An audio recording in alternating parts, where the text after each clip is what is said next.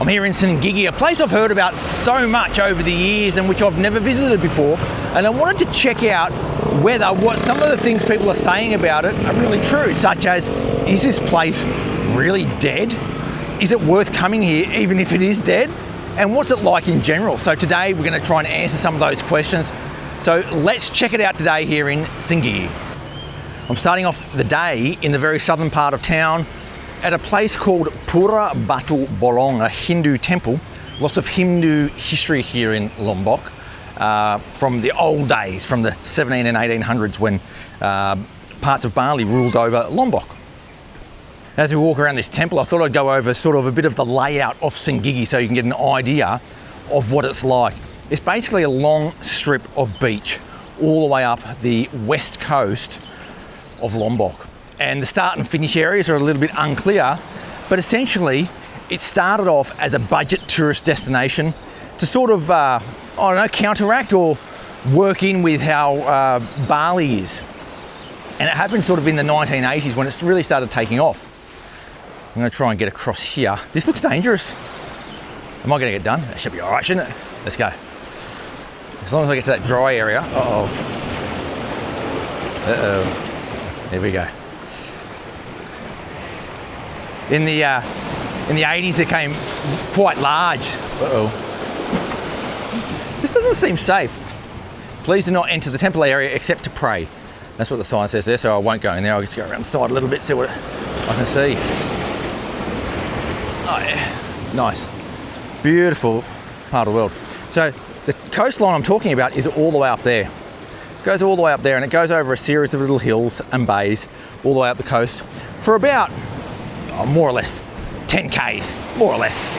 But there is sort of a central area as well, which is sort of centered around the Sheraton Hotel. Sheraton Hotel came onto the scene in the early 1990s and really sort of shook up the town and made it a more, but I'm gonna run. Oh, I'm gonna get done. No. It really made this place a more upmarket sort of place than it used to be. But over the years, as tourist numbers have declined here in Lombok, and especially Senggigi, it feels like maybe it's returning to its roots. Now, the hotel I'm staying in tonight is only 330,000 rupiah per night, breakfast included, hot water, air conditioning, massive room, nice little outlook. You can walk to the beach from it, and every room of the 10 in that little guest house is full. And it's filled with foreigners, primarily. There are a lot of foreigners here, seem to be doing almost like, not quite backpacking as we used to know it, but they're certainly doing more budget style travel. They're not the influencer types. So they're the authentic traveler. So you can get a feel that this place is actually getting back to its roots, back to its budget roots. And I want to check out today what the rest of town is like. I haven't really had a good look around yet. Oh, by the way, to enter that temple, I had to have all this baju adat on as well. So I've got my sarong and sash on there as well, which I brought with me because I knew I was going to go into that place. There's some cyclists here. Hello. Dari mana? Dari Mataram. Mataram. Oh, berapa jauh dari Mataram ke sini? 20, 12, 12, 15 atau 20 kilo? Ya. Jauh sekali. Mau ke mana lagi? Mau ke atas? Sini, Senggigi Beach. Ya. Mau berenang nggak? Ya, sekali lagi. Berenang? Ya. Sambil sepeda. Ya, oke. Dari mana? Dari Australia. Oh, Australia. Ya. Makasih ya. Oke, ya. Nice guys from Mataram. That's quite a long way. They said about 20 k's, 15, 20 k's to walk, to cycle here from there. Here we go, the first signs of a dead resort. Look at that one. Looks like a dead resort of some sort. Don't know if that was ever a magnificent one anyway. I mean, not sure about the design on that thing. That sort of thing I've noticed around Lombok a little bit so far since we've been here. A lot of either proyek mangkrak or proyek yang, projects which have, just faltered and not really, taken off and been what their investors thought. Beautiful scenery though. This is sort of the opposite side to the beach. Around the back of the beach, it just goes into mountains straight off. because if you go far enough that way, you get to Mount Rinjani, which is obviously that really massive volcano in the middle of the island, which is 3,800 meters tall. Because of that, there are vast tracts of land here in Lombok that are at higher elevations and completely forested. So most people are either living on the outer edges of the island or in the southern half of the island where it's a lot flatter. A viewer on my last video asked, what's the best way to get around Lombok if you don't ride a motorbike? Now, of course, always getting around on a motorbike is the easiest, but it doesn't mean you can't hire a car and get around. Another viewer that I know that comments a lot, Wayne and Jill, they just hired a car in Bali and drove around for the first time on their own, and they loved it. They loved the freedom of it, and it was only costing them about 300,000 or 350,000 a day from memory, or was it 500,000? Whatever it wasn't a lot of money, and they went miles in that thing. And you can do the same in Lombok as well. Not a big, hello, how are you? Good, how are you? Good. For holiday on? Here for holiday only. I'm in Indonesia. No business, no. Orang miskin aku. Okay, mari. Oh yeah, look, little guest houses like that one, look at that. That looks nice. A little bar on the beach as well. So there are still a lot of those places around here. Getting back to the story about transport, you can also get buses around the place. You can get a car and a driver like you can in Bali, like really easily. It's no big deal. It's as easy, but I don't think you get as much hassle here. You know, in Bali, there's a lot of hassle with the drivers and stuff. It's not really that much here that I've seen so far. Maybe I'm not going to the areas where you get hassled, but so far I haven't felt any of it. It's not like you've got people shouting out, "Hey, you want transport?" and all that sort of stuff. It's not happening. They also have the Grab and the Gojek app here. I just caught a motorcycle taxi to my starting point today because I'm not riding my motorbike around, I'm walking. Yeah, I just used a motorcycle taxi. That was only cost 7,000 for that journey. That place over there is called Cafe Wayan Cottages, an older style place. Batu Bolong Cottages, another older style place. There's a place here on the left, I don't even think it's got a name. Oh, it's part of the Batu Bolong Cottages. It looks like an older style place. Like all of those places from Bali in the 90s, it has that feel about it. And it's actually quite nice. It's not trying to be too slick. Now, the only question is the place that you choose well maintained? That's got to be the main question. But apart from that, the styling is just amazing. Real old feel to it. See that place over there? Barry's Warung is a pizza place, but all sort of outdoor seating. Undercover, of course, but like not some sort of air-conditioned restaurant. Very old school Indonesian style. Upmarket from a warung, but they're doing pizza. And that's sort of what I remember from my early trips to Bali. I mean, you still get that a little bit in Bali, but there seems to be some development that has happened sort of in the past years in Bali that makes everything air-conditioned as well. Just seeing a little sign up there which says Berenang Sepuasnya. So swim as much as you like. At the Sheraton, they do a day pass for 150,000 per person to get in and swim in that swimming pool down at the Sheraton all day. But they'll also give you a voucher for 150,000 to use in their restaurant. Well, that's a pretty good deal. So even if you get like a cheap little guest house here, and it doesn't have a swimming pool, like the one that I've got doesn't have a swimming pool, and you think, oh, I want to go for a swim, but I don't want to go in the ocean for whatever reason, you can go down to the Sheraton and it's probably really nice. That's a pretty good idea as well. Here you go, here's the beach. So I started off at that temple over there. Beautiful, isn't it? Bit sort of grey, brown in colour. So it's not like a pure white sand beach, but it's still quite beautiful. Another one of these abandoned buildings down here. I actually could see that all the roof's missing and there's an open front to it. I actually could see someone sitting in the front of that building drinking a coffee, which looks like a great little place to have a coffee in an abandoned building like that.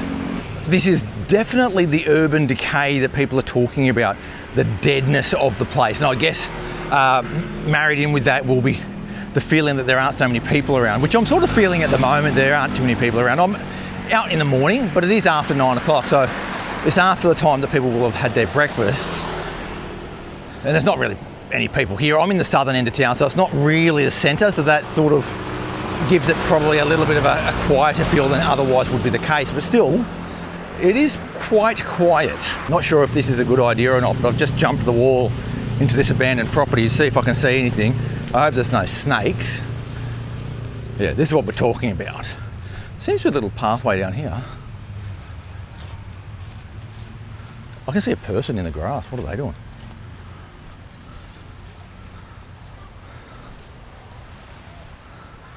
Oh, there's a swamp. There's someone in the swamp. What are they doing? Halo. Akses ke pantai di mana? Ke sini? Yeah. Oh, that's dangerous down there. A big pit. Open pit. Pak, ini makanan buat apa? Sapi. Sapi. Oh, di mana sapinya? Oh, ada di rumah. Oh, ini enak buat sapi ya? Yeah, okay, yeah. Oh, that's pretty cool. That's a nice use of the land. Use it to grow food for the cows. Well, let's get up here. Oh, there's kids in the water over here. And what's this? Oh, that's a collapsed wall, which I can now use as a ramp to get down onto the beach. Here we go, on the beach. Hello. Found those guys. There they are for the top. Hello. Oh, look at this wave. I've got to be careful here. An abandoned villa. Beautiful outlook though. Got upstairs. Look at this. Hello. Spots bagus ya ini. Yeah, bagus. Yeah, what a place to have a coffee and a cigarette. Look at that. Beautiful view. It's a bit sad that this place is sort of a bit busted up, isn't it, really? No matter where I go in Indonesia, whether it be by the sea or in the mountain areas, you'll always have a group of guys just hanging out, nongkrong, having a cigarette, a coffee, just talking, you know, rubbish. They sometimes aren't even talking too much. I've got to try and get out of here now. How am I going to get out of here? Oh, that's a bathroom. Free Palestine. Okay. How did I get in here? Did I come through the window or where did I come through? I must have come through the window, I think, because I'll have to go back out that way. Yeah, there's guys always sitting around just talking, having a coffee, having a cigarette in some really nice spots, just chilling out. And I guess that's why Indonesians are so relaxed most of the time, is because they're just chilling out all the time. All right, let's get back around here. I hope I don't get done by the waves, which just seem to be coming higher up. A bit of rubbish on this beach as well, which is just a blight on the whole of Indonesia at the moment, is this rubbish situation. Whole range of factors go into it too. They're not an easy fix because there are so many issues, primarily cultural issues associated with just dumping your rubbish everywhere. And that's a big job to change attitudes, I think. Having said that, as kids, we used to throw our rubbish on the ground as well, like always. If you're in the car, you had a packet of chips, just toss it out the window. There was not even a thought in the world when I was growing up, but we're talking 70s. It wasn't a big deal. But you know, with all those, there was a lot of campaigns all around the world actually about doing the right thing. Don't throw your rubbish everywhere. You started getting fines for throwing your rubbish out the window, and then sort of attitudes slowly changed, which is nice. But here we're still a long way from that. You don't really get fined much here in Indonesia for anything really. Like even for traffic infringements, there's not really, there are fines, but they're not really formal and not easily enforced and that sort of stuff. So yeah, that sort of system doesn't really exist. Look at that, that's where the creek comes into the ocean. It's beautiful. What I'm seeing is kids sort of getting dragged in and out with the currents there, which looks fun. That looks fun, doesn't it? We've got a kid buried up to his neck. And hello! And now they're throwing water at his head. Okay, area surf, P Loco. I'm guessing it's Pantai Loco. Oh, hello, hello. Big family having a picnic down there on the sand. Really old school sort of forms of enjoyment here in Indonesia, which I really like. Quite, well, very similar to what we used to do as kids, you know, go out and have picnics, and you don't really do too much. You might get on your phone these days, but I don't know. People have got a lot of time, it seems, to do these things, especially on weekends they've got time. And I I don't know, I feel like in the Western society, we don't sort of have so much free time anymore for some reason. I don't know why. It's an odd thing, isn't it? We should do. Most people get weekends off, but maybe people are so exhausted from the work week that all they want to do is just sleep in, sit around the house in their undies and watch YouTube. Maybe that's what you're doing right now. Hey, that's pretty cool. That's a map of Lombok. Bali's there. That's Mataram where I went previously, and we're up here at the moment. The Gillies are over here. Next trip, I'm going to come down, not next trip, but like tomorrow. So for the next video, I will be around here somewhere. And then Kuta Lombok is down there. And then Rinjani is in there. That's a huge area up there, which is all highlands.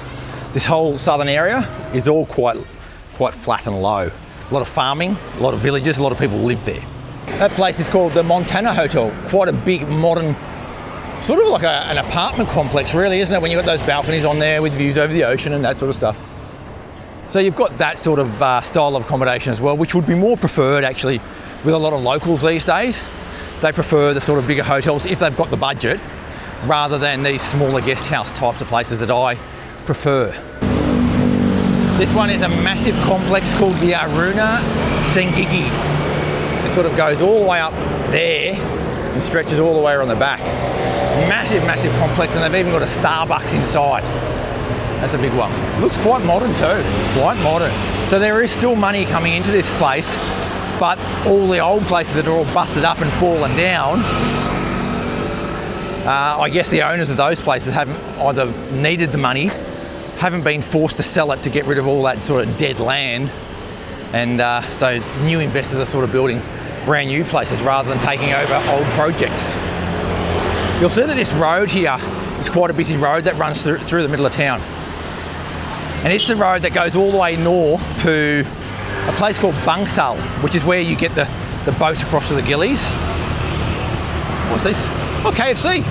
That's pretty cool. Not that I really want KFC, but if you did, and let's say you hated the local food, you could always go to KFC. So this road is one of these roads, like a loop road of the island. It goes along the outside, along the coast. But actually, if you're going straight from Mataram, the capital of the province, if you're going straight from Mataram to Bangsal to get that boat to the Gillies, you actually can take an inland route through the mountains. It's a bit faster. You don't need to come along these coastal roads, because the problem with the coastal roads here is that because the mountains dip straight down into the sea like that, you have a lot of windy roads. So it's still mountainous. If you go 300 meters that way inland, it's not flat, it's mountains. So the road's necessarily just winding all the way along the coastline. So it's quite a slow ride, zigzagging around. I have to say though, so far, the roads that I've experienced here in Lombok are just so far superior to those in Bali. Far, far superior. They're wider, they're faster, not as many holes in them, hardly any traffic.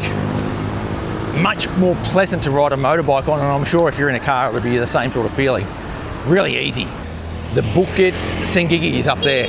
That's all busted up and run down, not operational anymore. It seems like there are a heap of places that are just not happening anymore around here. But then there's other places that look quite modern, quite good. Like that's called Sea Breeze, Steaks and More. It looks quite modern, quite well maintained. I'm sure they'll have quite a few customers at night. And then there's this place called Salt, where they do food, drinks and live music. I went there for lunch yesterday and had a bite to eat. It's very good.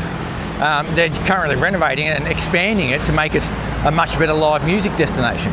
And when I spun past last night, the live band was playing and there were a heap of people there watching the band. So another sort of more vibrant place. So it's sort of like a patchwork of vibrancy and deadness. Before continuing on up the main road, which I must do because I know there's a centre of activity there, I'm just going to turn left down here. This actually points down to the Merumata Hotel, but I know that there is a beach down here as well, and this seems to have been a popular road back in the day, but not so much now. So why am I showing it? Because I reckon it's probably got some appeal anyway. Got little warungs like this, Mel's Wow Room. How would you say it? Wow Rung maybe? I don't know. And then a little bar. Well, they call it Asian Tiger restaurant, bar restaurant type place. Another place here which is sort of being renovated, which looks quite beautiful, quite beautiful. And then there's a little sort of area inside here, which is an old sort of food court area, and there's hostels and stuff in there. Looks a bit busted up now. Susan says she remembers coming to that place maybe 30 years ago, and that's where she was going to find food back in the day. Patsy Club, a party station, that's odd. Can't imagine that being too busy because it doesn't feel like that sort of party place. And then we get into an old sort of rukor situation. Rukor is rumah toko, short for shop house. That's what that is over there. So it's all a bit busted up, isn't it? There are one or two shops that are still operational in there, but the rest of them are all gone. But it looks like at once upon a time that might have been quite a busy little spot. Homestay, full air conditioned. That's interesting. 100,000 a night for an air conditioned room. That's cheap, isn't it? That's really cheap. I remember going and doing hotel reviews and so forth about 15 years ago. And even back then, you couldn't get an air-conditioned room for 100,000. The cheapest you could do was a really, really basic room for 150,000, and you might either get air conditioning and cold water, or hot water and no air conditioning for that price. That was sort of the standard back then. So this is what they're calling the real Senggigi beach. It's where all the motorbikes are, and people are sort of coming here for picnics probably. I've got no idea what it looks like, but it must be pretty good if everyone is coming down here, eh? What's really interesting about these warungs along here is they're really set up for local tastes. You've got all sorts of snacks and drinks and little gorengan going on there, and perhaps a little bit of packaged snack food as well. It's pretty cool. I really like that. I like that local style of tourist stuff. Not that I'm necessarily going to eat it all, although I would eat that pile of gorengan there, fried bananas and so forth. I would eat all of that. Okay, so this is the story. A very local beach going up that way, quite a way, and then up this way as well. It goes up there. It's interesting. I mean, there is a bit of rubbish in that water, to be honest, and it's not something that I would be probably swimming in, but I don't know, locals don't care. They're out here for their weekend relaxation. They're loving it. It is an okay beach. I don't absolutely love it. It's okay. All right, let's get back to that main road. I can imagine that being a very popular beach back in the day when it was very quiet here and you only had one or two people on the beach and it was clean, and yeah, it probably would have been brilliant, I reckon, back in the day, but I don't know. I don't love that beach now. There's a little sign here that tells you about shuttle buses and boats and the prices and so forth. And silakan, yeah. Gak apa-apa.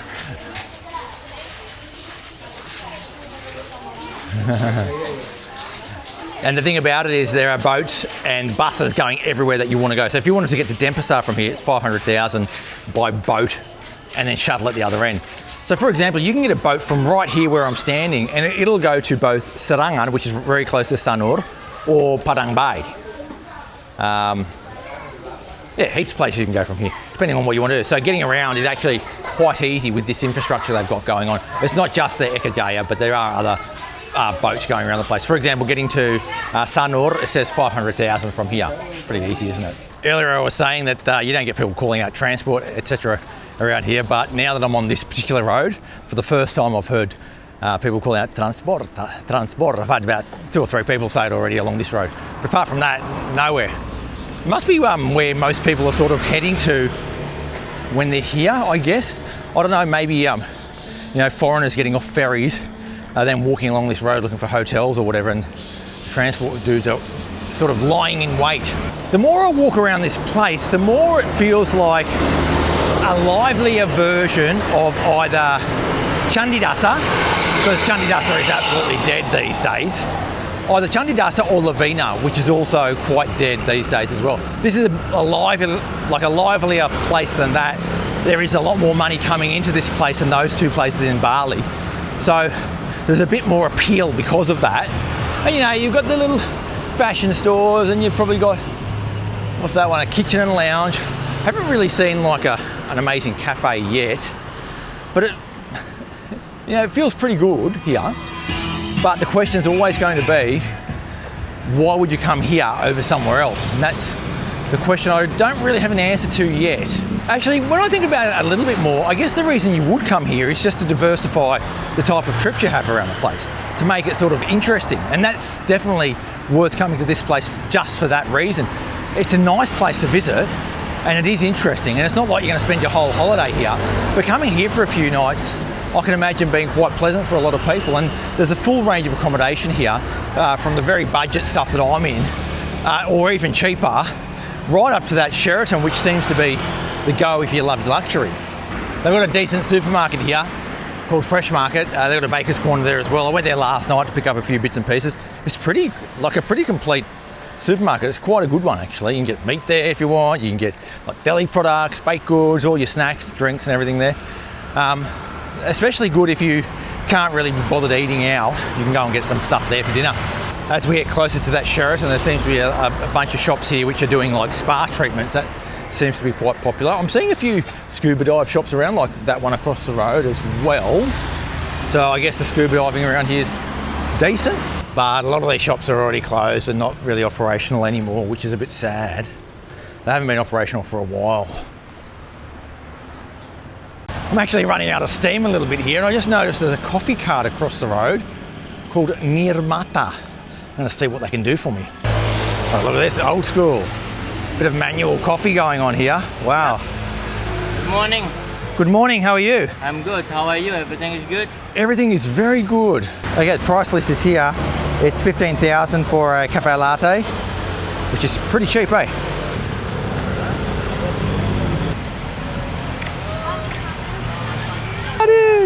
I was just asking this guy, this won't explode, and he goes, Inshallah, and he said if it explodes, he's going to run away. Kabur is a word for run away. Yeah, look at this guy go. This is a pretty cool coffee cart, eh? So the word for explode is to meledak as well. That's a word that you hear, and it sort of describes a lot of different things that you would not necessarily think in English would be an explosion. Like, well, you do sometimes. Like a person can explode, like with their boisterous voice, or yeah, it's an interesting word, meledak. It is an explosion, or to explode. I guess the reason why I sort of feel that it's a little bit different here in Indonesia is not that the meaning is different, but often when you use it with a lot of expression. Meledak, like that, and it's yeah, very expressive word. There's a lot of words like that in Indonesia that you can express really forcefully when you use them, and they feel just a little bit different. I was just asking the guy at the coffee shop here because I saw a bus stop sign over there, and I said, are there public buses here? And he said, yeah, from 6:30 to 9 o'clock, you can get a bus going that direction towards Bangsal, which goes to the Gillies, and also Sembalun, which is at the foot of Gunung Rinjani, and it only costs 20,000 rupiah to get on that public bus, which is an absolute bargain. So that's another way you can get around. If you're a little bit patient and you can figure out the local transportation system, you can get around really cheaply here in Lombok still, which is good. I think in somewhere like Bali, that's very, very difficult to do now. The public bus system's almost completely broken down, whereas when I was coming to Bali maybe 20 years ago, you can still get buses all around the place, but you can't really do that so much anymore. Some of you will remember the system called MBG, Makan Bergizi Gratis, and it's a system where kids get free meals here in Indonesia these days. It's a brand new system, and it's to solve some of the problems associated with stunting. It's a great little program, but one of the sort of second order effects of this program is that there is a shortage of milk in some areas. So what's been happening is that part of this program is that they need a lot of milk to give to the kids in those little cartons. So the producers of milk have now been shifting all their production to those little small milk cartons and limiting production in the larger milk cartons. And it's hard for some producers to get milk. It's a really limited supply of milk now here in Lombok. This guy's actually the second guy that's actually explained it to me. The first time I thought, oh, that sounds a bit weird. The second guy that's explained it, the milk is very hard to get now, harder than it should be. That's a really interesting thing, isn't it? I don't know how they're going to solve that issue, and I don't even know where the milk comes from, whether it's imported or local. I know there are lots of local cows, but maybe there's just not enough production locally to supply all the demand that there is now in Indonesia because of this new MBG system. Okay, here's my coffee. It looks like a good one. A good one. And it is a good one. Like beautifully textured milk. It feels like it's come straight from a machine. There's your coffee, look at that. That is it. That is a Lombok coffee from the feet of Gunung Rinjani apparently. Beautiful. And I had a smell of that coffee earlier, that powdered coffee. Beautiful.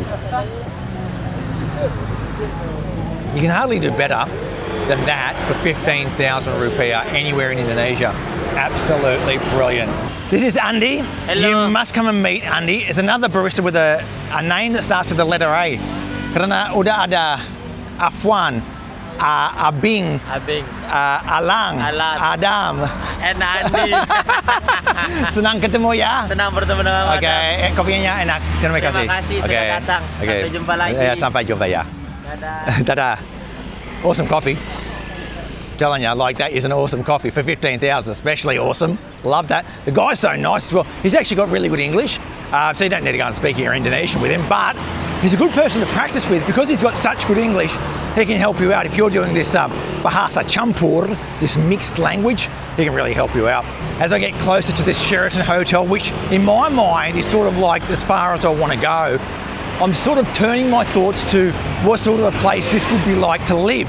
Because I'm seeing a lot of foreigners here that seem to, middle-aged foreigners, not so many young ones, middle-aged to older foreigners who are living here clearly and have been here for a long time. And you know, there's obviously something drawing them here. They're not here accidentally. They're here because they're choosing to be here because they think it's a good place to live. I don't know if it's property prices, whether it's just a good environment, or whatever else it is that keeps them interested. Hello. No thanks, already got one. So that's an interesting thought. I mean, for me personally, to live in a place like this, I could find it it'd be easy for me to live in a place like that, easy.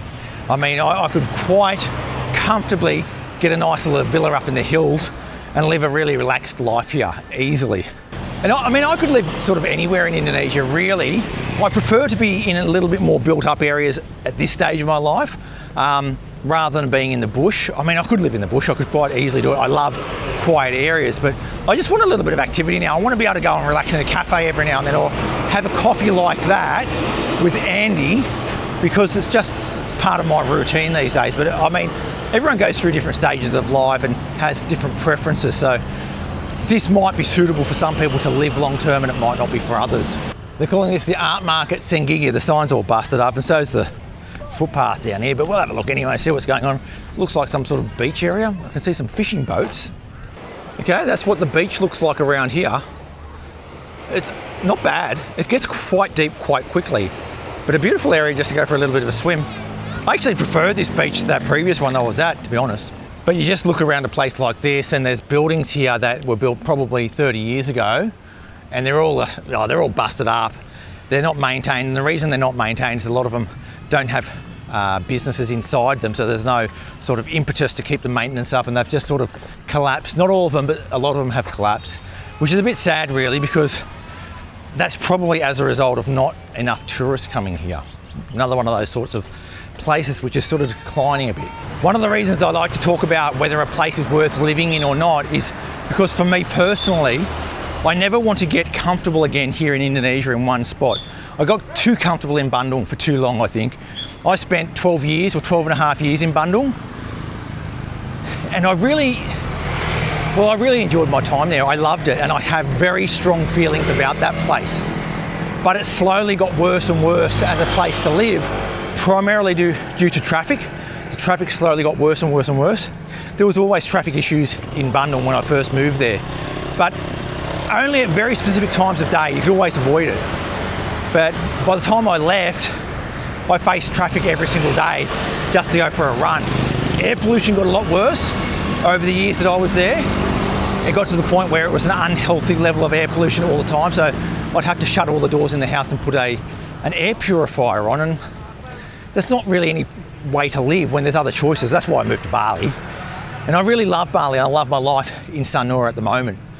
But I'm not going to allow that sort of a frog in boiling water type arrangement happen again. So I always want to have in mind a backup plan, just in case I get sick of it and I want to move somewhere else.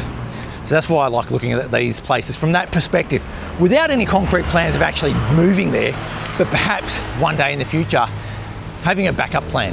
One of the things so far that I've been feeling about Lombok is that there are so many similarities with Bandung, and it's not just about the Muslim thing. That's not it at all. Of course, it's a Muslim majority part of Indonesia, as Bandung is as well. but that's not the primary reason that I'm finding some similarities. I'm thinking more about culture, attitudes of people, because there aren't so many tourists around. The way that things operate are not the same. Like in Bali, sometimes, I don't know, not always, but especially in tourist areas, you never really get too close to a local person because there's always a bit of a distance there because of the tourist thing. Whereas here, it's quite easy to become friendly with a local person. There's small things like that that I think are quite nice here in Lombok so far. I'm going to keep an eye out for those little things that make it an enjoyable place for me. It may not be the same for everyone. Those things may not matter to most people, and most people may not even realise that or even feel that, but I'm feeling it. So I will be keeping an eye out for that. I've just passed the Sheraton, by the way. That was the entrance back there. Up this way there is some stuff, but not a heap. And I've already passed the main centre of what they call Senggigi now. I've really enjoyed taking this walk through Senggigi with you today and sort of exploring some of those questions about whether it's dead or not. Definitely not dead. It's got some dying parts though. And whether it's still a worthwhile place to visit, and I think it is. If you're coming here to Lombok on a broader holiday for a week, you're definitely stopping at Senggigi for a couple of nights at least to have a bit of a look around and diversify your holiday. It doesn't mean you have to absolutely love this place and this is the place you're going to come on holidays forever and a day. Hello. But it does mean that you can have a little bit more diversity in the sorts of places that you visit. That's sort of the way I see it. I enjoy it here in Senggigi, a nice little place. Please stick around for other episodes that are coming on this Lombok adventure. And thanks for coming along for the ride today. Make sure you hit that subscribe button to keep up to date with all things Sonora and the rest of Indonesia. I'll catch you next time, and sampai jumpa.